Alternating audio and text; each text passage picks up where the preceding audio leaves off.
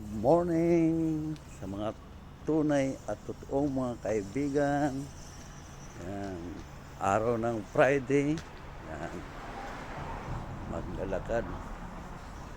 Wala yung mga kasama ko. Giniginaw yata. Sa size na. Sa tagpuan. Walang gumigising. Yan. Sarap maglakad pang kasi nakakawala ng stress sa trabaho. Iba kasi yung nag-exercise ka kasi nagtatrabaho. Yan. Sarap sa pakiramdam. Ang panahon ngayon ay malamig. Malamig ang panahon dito sa Riyadh. Lamig.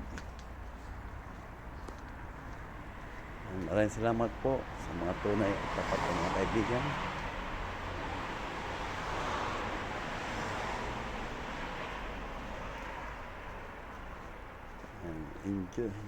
Enjoy lang po habang ang buhay ay may kasiyahan. Yan.